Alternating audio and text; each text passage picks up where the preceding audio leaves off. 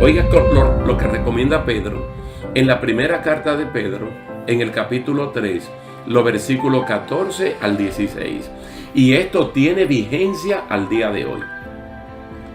Más también, si alguna cosa padecéis por causa de la justicia, bienaventurados sois. Por tanto, no os amedrentéis por temor de ellos, ni os conturbéis, sino santificad a Dios el Señor en vuestros corazones.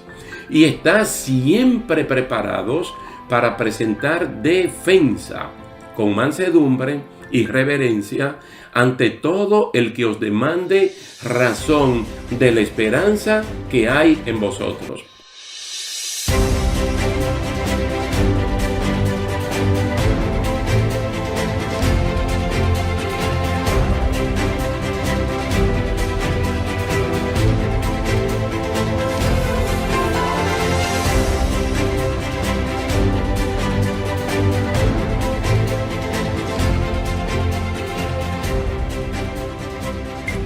Dios le bendiga, mis estimados hermanos, que la paz del Señor sea con cada uno de ustedes. Hoy nos encontramos una vez más para continuar estudiando la segunda parte de esa experiencia del apóstol Pablo en Atenas, la capital de Grecia.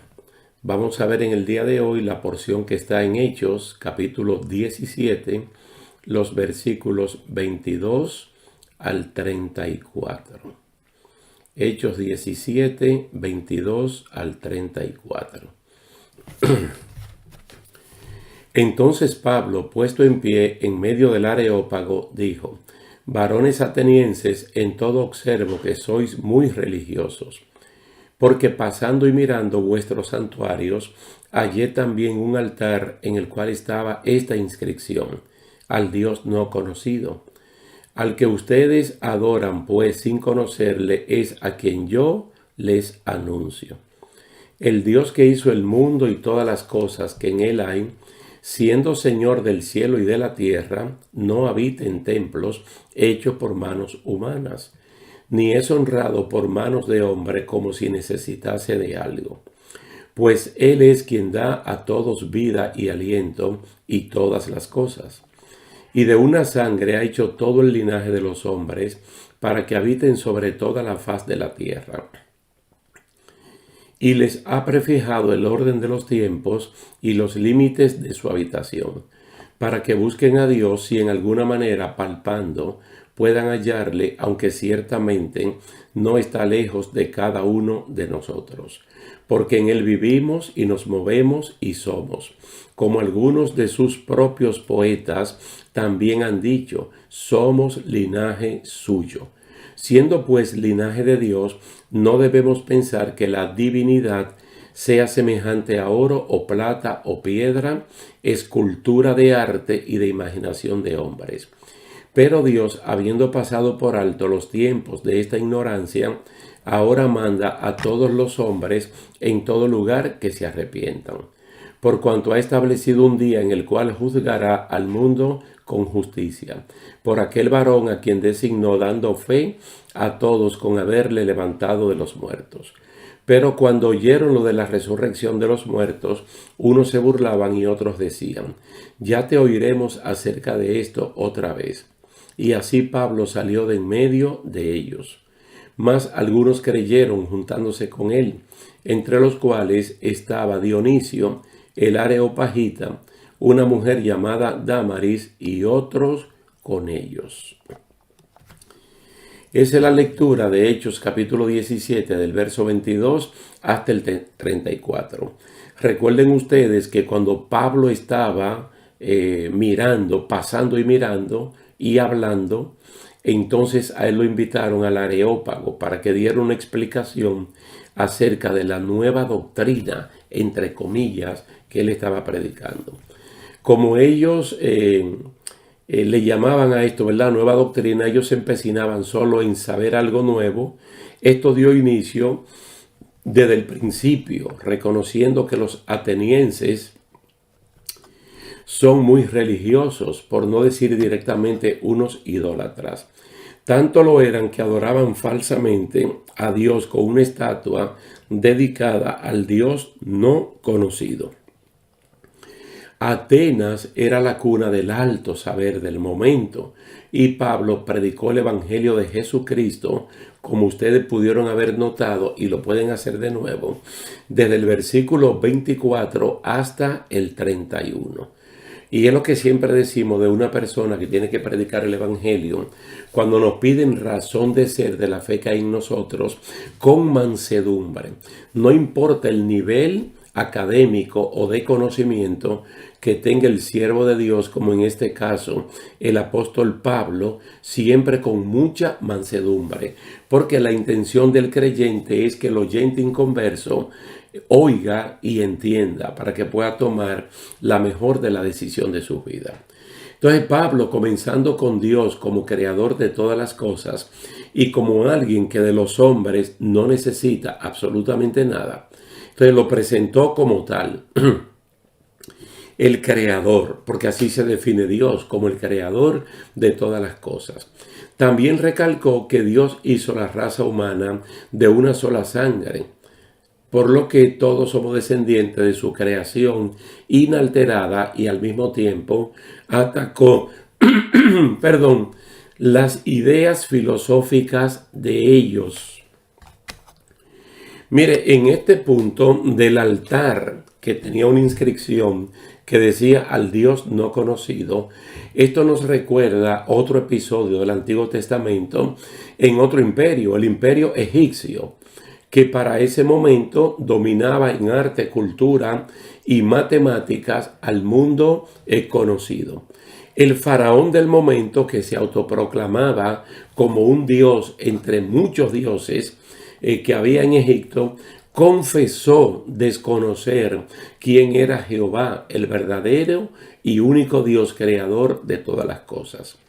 Si uno puede leer en Éxodo capítulo 5, los versículos 1 y 2, uno se va a dar cuenta de una vez que esta escena de Atenas como que se repitió en la vida de este hombre. Dice así, Éxodo 5, versículos 1 y 2.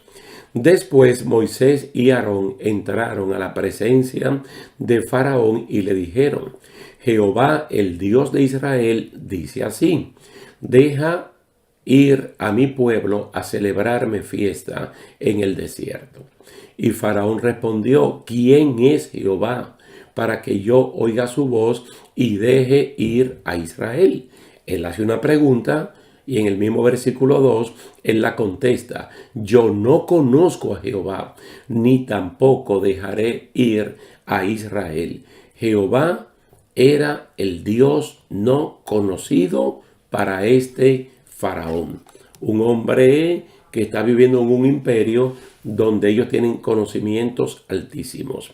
No olviden ustedes que cuando Esteban está resumiendo la historia del pueblo de Israel en Hechos capítulo 7, él habla de que Moisés fue educado no solamente en idiomas, pero también en ciencia egipcia. Y se pudiera decir que Moisés, al equivalente del día de hoy, era una especie de ingeniero y que hablaba diferentes idiomas. Esto yo se lo digo para que sepan que Egipto, el Egipto del tiempo de la cautividad del pueblo hebreo, era muy avanzado en cuanto a la ciencia y el conocimiento. Pero pasa lo que siempre pasa, que sabiendo tanto, siendo lo sábelo todo, se le pasó la mano y terminaron teniendo un Dios para cada cosa. Terminaron teniendo un Dios para cada cosa. En la escena de Hechos 17, en la experiencia de Pablo en Atenas, él recalca el grave error de la idolatría al tratar de representar a un ser único y espiritual, creador y sustentador de todas las cosas, por obra de arte, trabajada en metales y piedras preciosas, porque se le llama, ¿verdad?, arte a eso, escultura, como quiera que sea, en el vocabulario de los humanos, pero para Dios es pura idolatría. Entonces, el complicado sistema de culto pagano de los atenienses, que daba por fruto las depravaciones, las depravadas costumbres morales y sociales de entonces, no podía permanecer incólume para siempre, siendo ajenos a cuanto exigía la verdadera relación entre Dios y sus criaturas. De modo que Dios había fijado un día de juicio. Él había designado el juez, quien, enlazado ya con la humanidad, hablando de Jesucristo, era el varón cuya excelsa categoría se evidenciaba por el hecho de haber sido levantado de entre los muertos. Nosotros aquí en esta parte podemos hablar de la gracia de Dios y del juicio de Dios. Porque muy bien está diciendo Pablo aquí a estas personas que Dios estaba como en una especie de pasar por alto. Dios estaba disimulando la ignorancia de quienes se creían los sabelotodo. Entonces, pasando por alto, pero dando la oportunidad para que ellos se arrepintieran. Ellos creían que estaban honrando a Dios y lo que hacían era pura idolatría, que es una falsa adoración a Dios. La gracia de Dios como tal es un compás de espera para que los hombres, en este caso los atenienses y todo el mundo incrédulo, cambie de rumbo y se arrepientan por cuanto ha fijado un día. ¿Para qué? Para el juicio, dando a entender que el tiempo de la gracia es una gracia que tiene un tiempo en el cual se va a terminar. No quiere decir que la gracia sea limitada a unos pocos. La gracia de Dios es ilimitada. Lo que pasa es que la gracia de Dios tiene un límite de tiempo y ese límite se va a terminar y luego va a venir el juicio. Yo quiero que ustedes recuerden también, o que lo sepan si no lo saben, que en el libro de Jonás, uno de los profetas menores, en el capítulo 3, nosotros conocemos un caso extraordinario de gracia y de juicio. Dios había llamado a Jonás para que fuera a Nínive, la capital famosa de ese tiempo, que tenía más de 120,000 habitantes y era grandísima, una ciudad que se podía recorrer en 3 días caminando. El Señor le mandó a Jonás, le mandó a decir a esta gente a través de Jonás que en 40 días iba a destruir la ciudad con todo la gente que estaban dentro. Entonces, ¿qué hicieron ellos? Comenzando por el rey hasta el más humilde de los habitantes de Nínive, que se arrepintieron. ¿Y qué hizo Dios? Que canceló el juicio. Entonces ellos aprovecharon el tiempo de gracia. Entonces Dios ya no lo tuvo que castigar, destruyéndolos ni a ellos, ni tampoco a la ciudad. Por eso que usted ve a Pablo aquí recalcando y haciéndole ver que por muy académicos y muy sabelotodo que ellos sean, si ellos no se arrepienten de esa condición, entonces Dios los va a castigar duramente. Dios ha establecido un día, la gracia va a terminar, los plazos de Dios se van a agotar para dar paso a ese juicio. Entonces, cuando Pablo está hablando de esa persona que es Jesucristo, rápidamente resumen en pocas palabras la vida de Cristo con un nacimiento, con una muerte, con una sepultura, pero entonces habla de su resurrección. Cuando Pablo tocó el término resurrección, entonces comenzaron a burlarse de Pablo en su propia cara, porque ellos eran de los que no creían en eso. Entonces, parte de la filosofía de esta gente, de los estoicos y de los epicúreos, era aprovechar el tiempo en deleites carnales, porque cuando la muerte llegaba, todo ahí terminaba. Por lo tanto, no había resurrección. Entonces, Pablo está diciendo que sí, la está mencionando, pero ellos decidieron entonces burlarse de Pablo. Y otros llegaron a decir, no tanto de manera burlona, ya te vamos a escuchar en otra ocasión. Entonces está el burlador y está aquel un poco conservador que lo va a pensar. Una vez más, nosotros tenemos que recordar la escena de Lucas capítulo 9, cuando el Señor envió a los 70 para que vayan de dos en dos a predicar a las aldeas que Cristo ya tenía agendada para visitarlas posteriormente. Entonces Él le dijo lo que ellos tenían que decir, pero también los preparó en caso de que la gente rechazara el mensaje. Dice, aún rechazándolo, ustedes tienen que decirle, el reino de Dios se ha acercado a ustedes. Porque hay personas que en el momento rechazan al mensajero, pero luego se ponen a pensar en el mensaje que le trajeron. Y el mensajero se fue burlado o rechazado, pero el mensaje, cual semilla, quedó sembrado. Entonces la persona puede reaccionar de manera positiva. Entonces Pablo ya tiene este entrenamiento.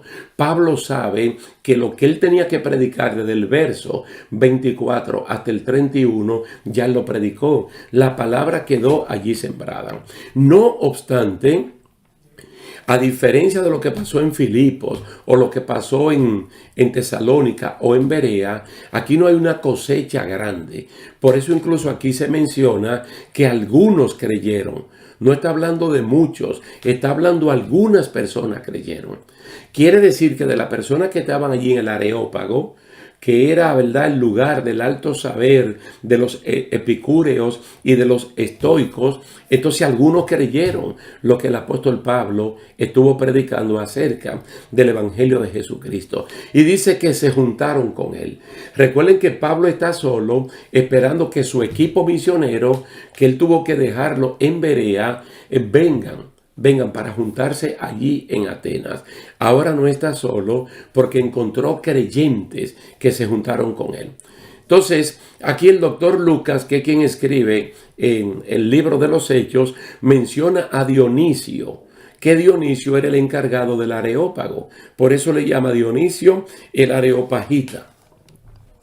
Y es muy importante que el encargado del Areópago sea uno de los creyentes. Se parece a Jairo, que fue el principal de la sinagoga, que también creyó en Jesucristo juntamente con su esposa cuando su niña de 12 años fue resucitada por Cristo. También dice que una mujer llamada Damaris, que al mencionar su nombre, pues se nota inmediatamente que es una persona importante, y otros con ellos. Qué bueno que esta persona lo hicieron y que entonces se pudieron juntar con Pablo, y esto fue de mucha, pero de mucha bendición para él.